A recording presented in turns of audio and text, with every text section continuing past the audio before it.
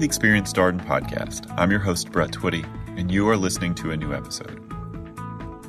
On this episode of the podcast, I'm excited to feature a conversation I recently recorded with two of our student leaders, Lauren Habig and Dan Tempest. Lauren and Dan are both leaders in our Pride at Darden student organization, and the three of us recently sat down and talked about their backgrounds, what led them to Darden, what Pride at Darden has planned for the upcoming year, as well as Lauren and Dan's advice for prospective students who are seeking to learn more about our school. So without further ado, here's my conversation with Lauren Habig and Dan Tempest.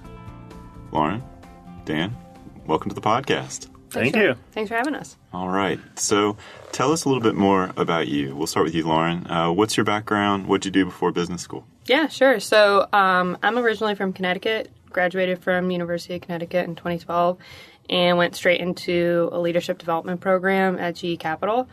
Spent about 2 years there, kind of like rotating through the different groups of the bank. Unfortunately, right around the time that I graduated, Jeff Immelt, who was the CEO at the time, announced that they were going to start divesting pieces of the business. And so I was kind of left at like 24 without a job. And I was kind of like, okay, what do I do next? Knew that I wanted to go back to get an MBA, but just felt like that 2.5 years was just a little bit too light to get the full context. So just looked for any opportunity that was kind of like in the realm of finance and just like really different, and found that at a small startup in Boston. It was called Social Finance. We basically there tried to find sustainable funding through governments, municipalities, anywhere we could for other nonprofits. So I was there for about 3 years. Really, really loved it. Loved the people. They're some of my best friends today. But kind of as we grew, we became less of like a, scrappy finance, let's solve your problem, and more of a consulting shop. And so I felt like I was missing kind of the execution piece that I had originally come there for. And so felt like going back to school at that time was like a really good, transition period. And so went back to school. All right. And Dan, how about you? What's your background?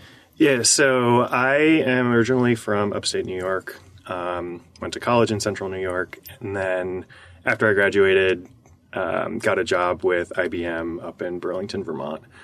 So there I was in the semiconductor manufacturing part of the business, doing supply chain. Did that. So for the first 2 years was at IBM, and then we were acquired by a company called Global Foundries. So really just kind of did that job for the whole 5 years before business school. Again, really good experience, learned a lot about business, but at the same time knew in the back of my mind from when I started business school was something in the future I might want to do. And it came to a point where, especially at a company like IBM, Global Foundries, it's very engineer driven, and I did not have that background. So in order to really advance and go where I wanted in my career, that wasn't going to be the avenue to do it. So that sort of naturally led to, all right, business school, sort of get that broad business education, and be able to pivot to anything else that I might want to do.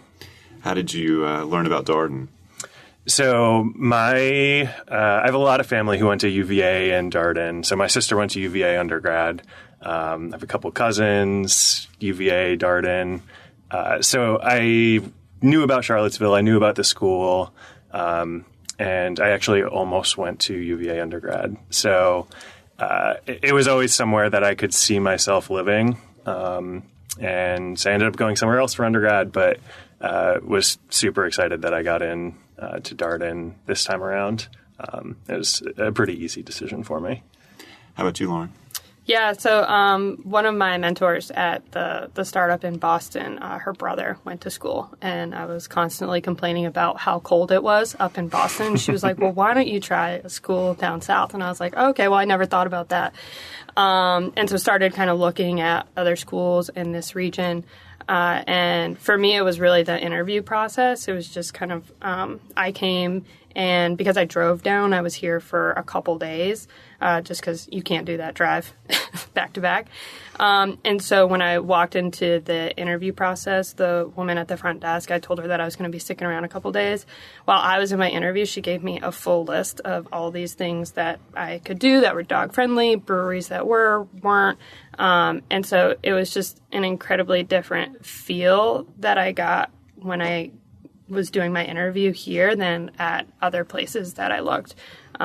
Much less, it wasn't transactional at all, whereas at some other places, that's really kind of the feel. So just like Dan, it was an incredibly easy decision.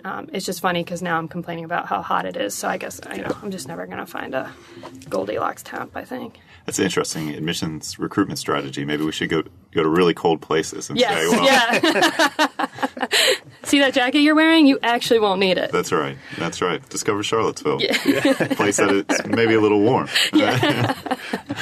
So the interview process, it's interesting that you mentioned that. I had Donna Clark and Cheryl Jones on the podcast recently talking about interviews, and they are our favorite part of the application process just because it's really a conversation. Mm-hmm. You get to sit and hear someone's story, which is really a luxury, to sit with somebody for 35 minutes. What a great way to learn about who someone is and who they'll be in the program. And you're not asking these really transactional questions, right? We get to ask you about your background and why you want to come to business school and what's exciting to you about Darden and what are your goals and dreams and hobbies, interests, all these kinds of things. I think we always enjoy that. So you're now in your second year here.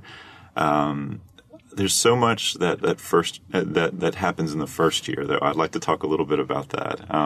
What was that adjustment like coming, from working back to school? Lauren, you talked about sort of being out for a little while, and Darden's first year is known for being pretty challenging. Mm-hmm. What was that adjustment like? Yeah, I mean, my big thing was, there's so many things that are happening at Darden at one time. It was being incredibly strategic about actually what to say no to, and becoming much more comfortable with, being okay with the things that I did decide to do. Because I think, when you come on grounds, there's just stuff happening every single day, literally, 9 a.m., 9 p.m., honestly, probably beyond that.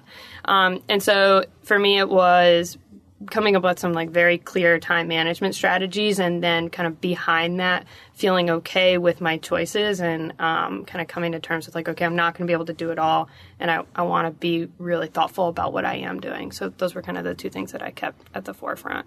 Yeah, how about you, Dan? Yeah, I mean, I 100% agree.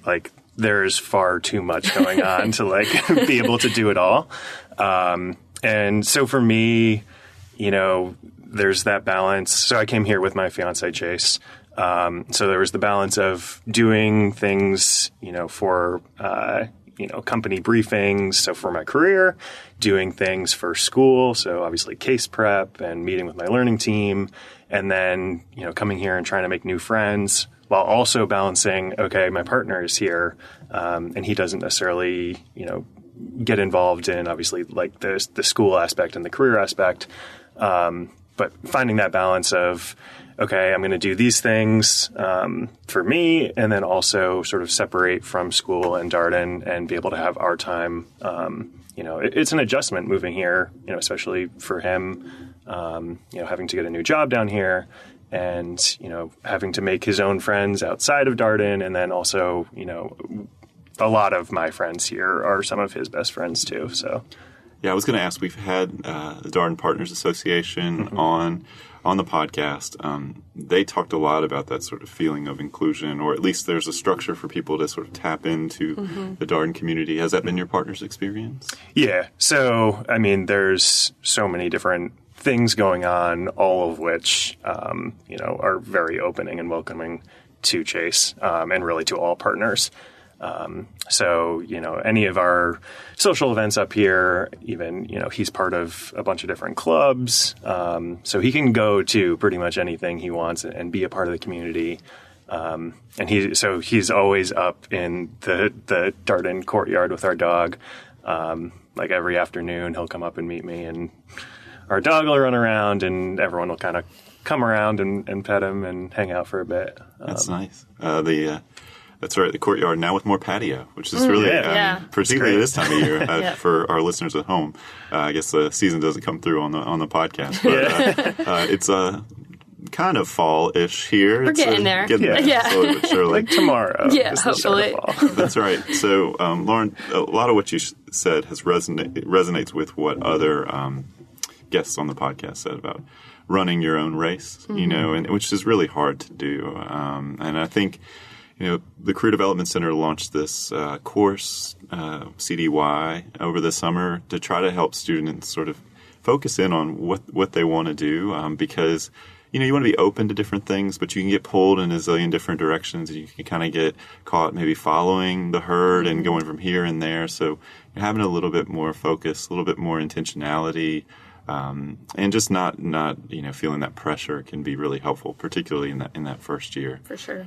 So second year is a time when students oftentimes will take on leadership roles in student organizations. We asked you to come on the podcast because you're both involved with Pride at Darden. So let's talk a little bit more about what attracted you to being a leader in that organization.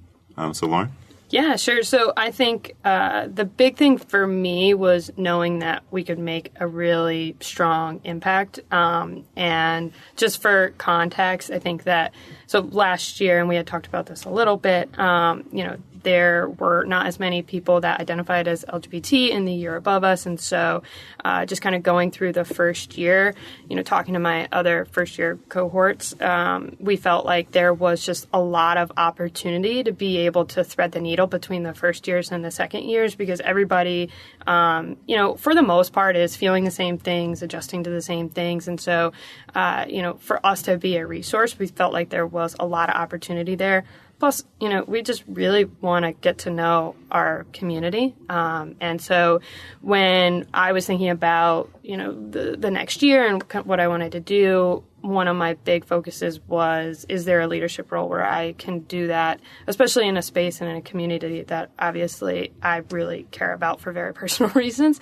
And so when the opportunity kind of came up, it was really a no-brainer. It was a way to do all of those things with people that, quite frankly, are some of my best friends here.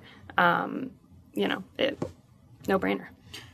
Was it also a no-brainer for you, Dan? Yeah, absolutely. Yeah. I mean, and at Darden, there's such a culture of giving back and, everything being student-led. So, when I was looking at, okay, there's all these different clubs I'm a part of, what would I actually, enjoy the most being a part of a leadership team for, and what means the most to me. And for, again, obvious reasons, Pride at Darden was, one of those clubs for me. So, I knew I wanted to get involved and create an environment where, we are connecting second years and first years and even some of the faculty and having various events and, making people feel comfortable, getting allies involved and, doing so much more than, just kind of being the face of a club. Yeah, it does seem to be a real culture, generally speaking here, but through a lot of the clubs and organizations of second years helping first years. The way it was described by another podcast guest was, first years really work, and second years too, but first years are really sort of helping out a lot with admissions and recruitment, answering questions and things like that. Second years play a role too, but second years are really helping first years with the adjustment and processing everything. And obviously you have alumni generally helping everybody. It's this sort of circle of life, so to speak, here. Yeah, and I think of it almost as kind of like a baton race, right? Like everybody's on the same team, everybody's running the same race. It's just like what leg you're on, and I think everybody in the community does a really, really great job of that seamless transition between all of those roles, and everybody, just like Dan said earlier, more than willing. They're more than willing to just like pick up those roles and run with them. We get a lot of questions about culture and community here at Darden because obviously, for a lot of prospective students, and maybe this was the case with both of you, it sounds like, Dan, at least you were somewhat familiar with Charlottesville from undergrad and family connections. But, what's it like? Smaller town, by comparison to some larger metros where people may be considering, starting their MBA lives. And What is that community like here? What does that look like? Yeah, I mean, I love Charlottesville. So when I was looking at business schools, I really wanted a sort of smaller community, not huge class sizes, but also not in a city. So I was looking for a little bit more of an intimate experience where I could really get to know everyone, fellow students, faculty, and, not be overwhelmed with sort of the hustle and bustle of like a New York, for example.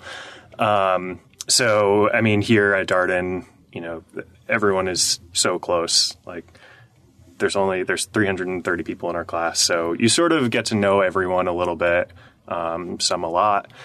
And, specifically with our LGBT community, it's not as big of a group as you might get at some bigger schools. But at the same time, like I know each and every one of us like very personally and have a real connection with them, and feel comfortable being with them, which, is something that I was very aware of when I was picking where I wanted to be.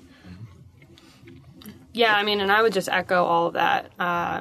I think a lot of times in bigger cities, people that are getting their MBA, it's a very small sliver of kind of their life, right? They'll go to school, but they largely have a life outside of that. And so sometimes it's just a little bit harder to make those connections, especially as tightly as it is at Darden and kind of to Dan's point. So I also was looking at smaller schools, kind of campus. That's kind of the undergrad I went to, and I really, really love that. And so, it's different flavors for everybody. And if that's kind of what you want out of your MBA experience, then that's great. But I think for me, it was very similar to Dan in that I wanted a close community and felt like I could do that at a smaller school outside of, the hustle and bustle, I guess. Yeah, and it's clear that, all those locations are available to you post-graduation, right? Mm-hmm. So you get 2 years here where you can really be immersed in the community, and obviously you have that layering of academic and social life, and then go on to New York, San Francisco, Seattle, any of these places. Yeah, and honestly, coming from Boston where, it is no New York, like it is a little bit smaller, but it is very much a city. It is a nice 2-year break, if you will, from that kind of lifestyle. There's a ton of things to do outside, and I'm sure you've covered this on other episodes. It's worth repeating, though. Yeah, I mean, just like the biking, hiking, all the outdoor stuff that you can do, it's literally in your backyard. I think that's a little bit more challenging in some of the other cities, and so, 2-year break to kind of just do all that stuff, I've really appreciated it. So, Lauren, one of the things you started to talk about is, that you felt like there was an opportunity to have an impact and really sort of lead. And what are some of the things that Pride at Darden is planning for the coming year? What do you hope to accomplish in this year? Yeah, no, that's a great question. And I think it really falls in 2 buckets for us. The first is creating those connections between the first years and the second years. And that just means having more targeted events, I think, a lot earlier. So, again, just for context, our kind of pinnacle event is an event that happens in February. It's called Love is Love Week. We basically do a lot of programming to help both allies and those that identify understand what all of that means in kind of a workplace setting, as well as a personal setting. But the focus is definitely on in the workplace. And it kind of culminates at the end of the week with a drag show that, everybody participates in and everybody gets really into. It's one of our most attended events at Darden. And so in previous years, kind of what we have seen, or at least, last year, what we are, or where we really see an opportunity is to have events kind of between our opener and that February week.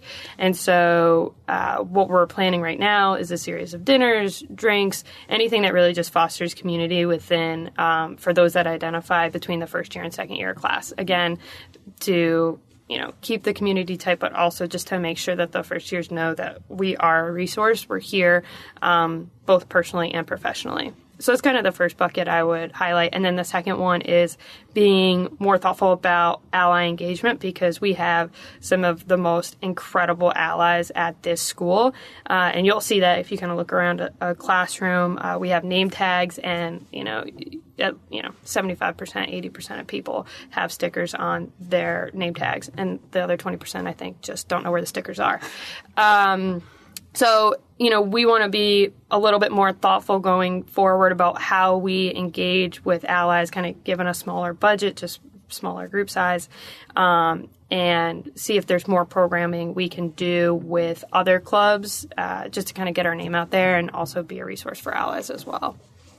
Yeah, and also shout out to the drag show. It is not only the best event that PAD puts on, but also the best event at Darden, period. Yeah. You're speaking to the former host. Yeah, I emceed it last year. Yeah. It was incredible. Yeah. What was that like? I had actually been to the drag show the year before last when I was admitted here for Admitted Students Weekend.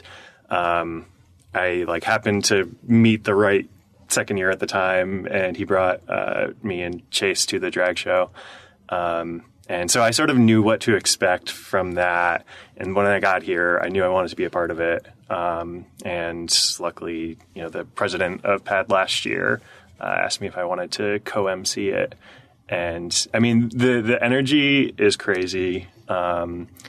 People get super into it. So we had 8 contestants, a mix of first and second years, men and women, so drag queens and drag kings. And, everyone is so supportive. It's the best experience here. Yeah, certainly.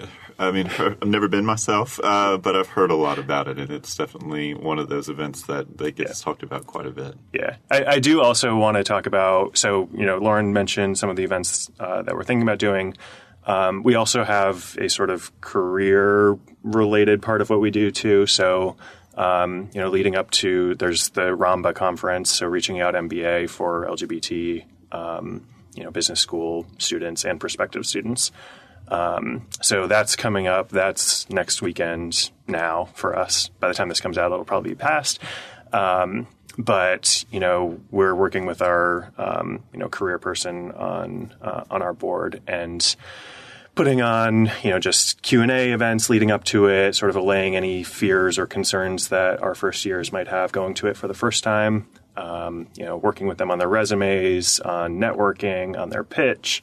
So we're involved in that as well as sort of the more social. And then, we also are going to be doing, especially in Love is Love Week, but also throughout the year, different panels, co-sponsoring events with other clubs.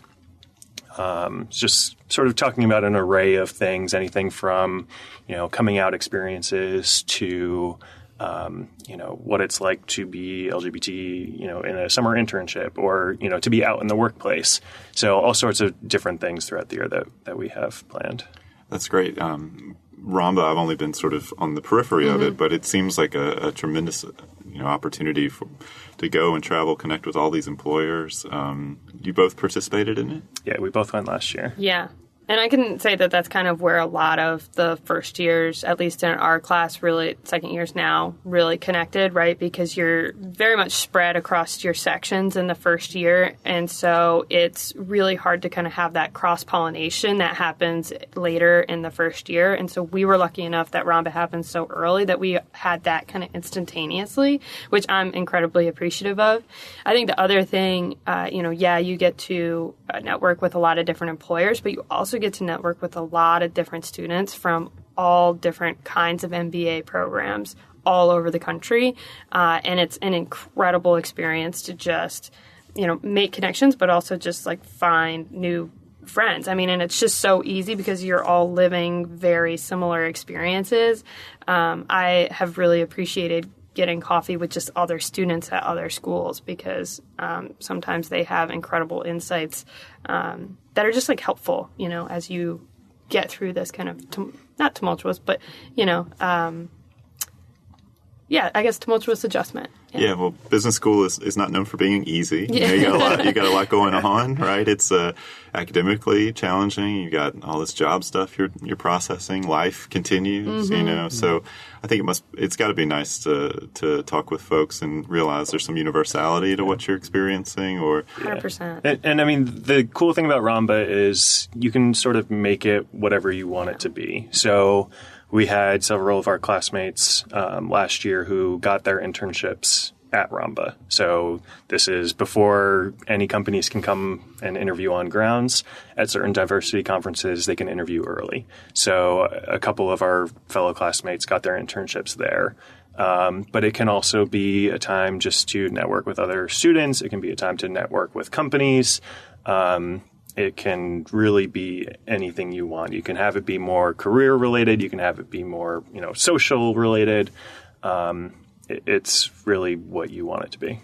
So we are on the eve of the diversity conference here. So for context, we're recording this on Thursday. I think it's the 3rd of October today, if I looked at my calendar this morning. And there's a reception this evening, and then a full couple days of programming. Is Pride at Darden involved in the diversity conference? Yep. So I'm on the planning committee for the diversity conference, and it's an incredible group of people that have been working pretty much since we got on campus to make this a reality. And it is still in its infancy. I think this is only the second or third year that it's been done. So huge shout out to Mark Pella, who is in the admissions office and is running the whole thing. He's done an incredible job kind of in tandem with some of the students to bring this programming. And it's three or 4 days, kind of, a mix of classroom experiences, Charlottesville experiences, and then also kind of off-the-record student experiences, which I think gives folks a really true picture of what it would be like to be a student here, which I think is invaluable. Yeah, Dan, are you doing anything? I am. So let's see. Tonight I am going to the opening welcome party and then taking a small group of these students out to dinner. And then, let's see, tomorrow I am involved with Laylene, one of our professors, is doing a little classroom experience on gender-based marketing. So I'll be involved in that. And then on Saturday, there's a sort of breakfast networking brunch event that I'll be at too. So this is something that, I don't think was around when we were applying to Darden.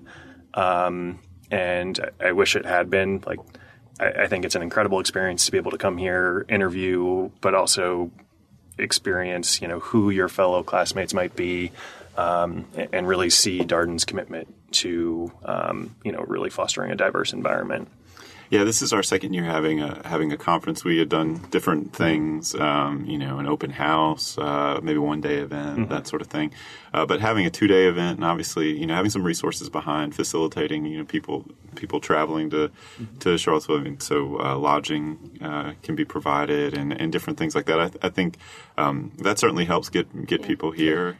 Great swag, too, from an insider. Ooh. Yeah, oh, wow. Some great swag. Yeah, so I'm excited. Mark Powell is going to come on the podcast and talk a little bit more, so debrief the diversity conference. Awesome. So it's exciting to hear from y'all what's planned, and then I'll get to hear more about the week. Obviously, Laylene, somebody we've heard about a lot on the podcast. She's incredible. I think everybody who took her deviant marketing class talked about it. And obviously somebody who was, I think she was one of the 40 under 40 poets and quants professors. Charlottesville celebrity for sure. Yes. It helps to have such a distinctive name. You almost like Madonna.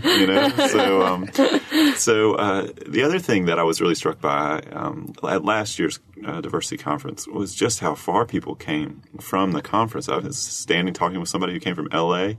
Somebody took the bus from New York City, which is arduous to get. There are other options, but Texas. All other points between. People, seem to be genuinely interested in coming and experiencing this event, and just getting a perspective on what Charlottesville's like, which obviously we appreciate in admissions. Yeah, and thinking back to my experience, one of the things that I really wanted to be sure of was, okay, if I go to X school, am I going to be comfortable there? Is my partner going to be comfortable there? Is it a community I can see myself being a part of? So to be able to have this and get everyone together, I think is an incredible step for Darden. going forward. Yeah, we believe very much in the power of visiting. So Lauren, to your earlier story about how much, obviously you came when you interviewed, but just what those 2 days meant in terms of your understanding of the school, it sounds like it was a powerful thing for you. Yeah, for sure. Again, just the, other places were just much more transactional, in and out. And I also think the other thing was getting to meet, to Dan's point, the people that are potentially going to be in the classroom with you is so important, especially with the case method, because a lot of your learning comes from other students, right? You're not just in a lecture. So the case method fosters a ton of community, and I think if those are the people that your learning is going to be based off of, it's so important to make sure that these are the individuals you want to be spending your time with. And I think Darden does an incredible job, especially through the interview process. And, huge shout out to the admissions committee of making sure that the people that are in your classrooms and the people that you're going to school with are just, first of all, just incredibly smart, but also humble and, good stewards of the community.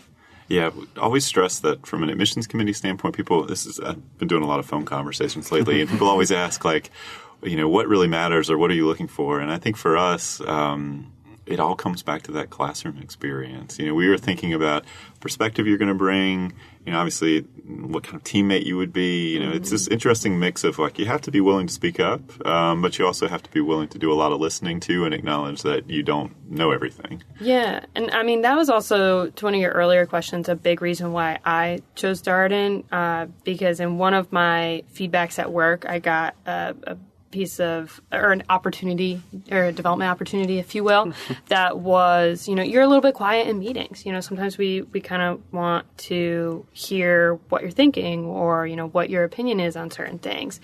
And that was a little bit hard to hear because I was like, I had always felt like I was just playing a role.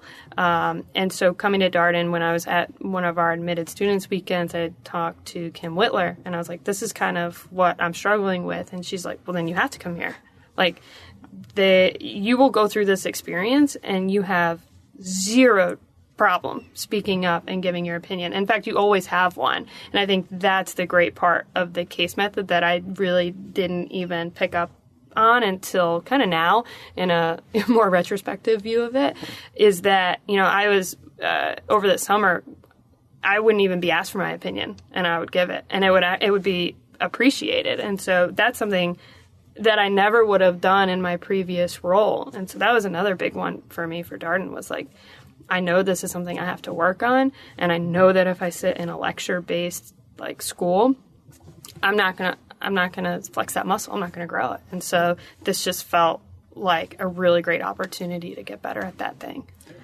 Yeah, I was listening to some alumni talk about sort of this thing where one of the things they were saying is MBAs are great about giving you 14 different options, but at the end of the day, when you say what should happen here, it's sort of and a lot of sort of scurrying around and maybe these 3 or 4 different things. And I'm not sure you get off the hook that easy at Darden, For right? sure do not. In class, you're asked, what should we do, right? Yeah. I had the exact same experience as you. The thought of the case method was really appealing, but also terrifying for me. Sitting in class and getting cold called is one of the most terrifying experiences you can have. But at the same time, that's exactly why I had to come. I needed to put myself out there and work on the things that I needed to work on. I didn't necessarily need to go sit in a lecture hall and, pick up on that. But to actually have that sort of lived experience is what I knew I needed going forward. It seems to me like a much more holistic way of learning in that you get, you're learning technical stuff, but you're also getting a chance to develop other things along the way. Yeah. So we always wrap up these podcast conversations with current students by asking for a piece of advice. Y'all are, sort of on the path to graduation here. You've gone through the application process. You've been through your first year, now embarking on your second year. And it can be a lot of different things. It can be, in the application process, a tip for somebody. As you adjust to business school, a tip, or just one thing you wish you would have known. So, Lauren, any words of wisdom for our listeners out there?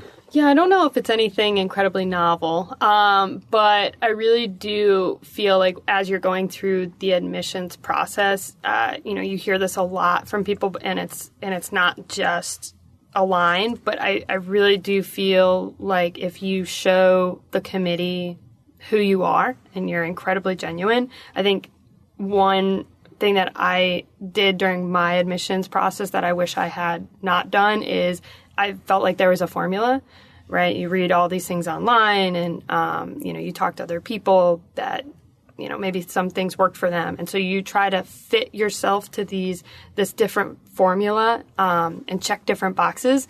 And I genuinely feel that is just not the right way to go about it, because that will come out in an interview. And, our admissions committee is incredible. They will know when you're not being genuine. And so if I were to do this all over again, I would just have broad stroke approach it with, this is who I am, right? If I don't get in for X or Y reason, then that's a fit question, and I'm okay with that, rather than spending so much time trying to fit myself in certain boxes because it worked for somebody, 6 months ago or 9 months ago or whatever. And so, again, not anything wildly novel, but one thing that I would probably do a little bit differently if I were to go back. Yeah, it's a great point, and I think it's worth repeating. We encourage people to be authentic and genuine. I think sometimes that feels a little vague to folks. It's like, okay, but you can see it's a lot of smaller decisions you make along the way. We feel that in particular that people are struggling with that. Start asking questions about essay responses, right? This leadership question. What are you looking for?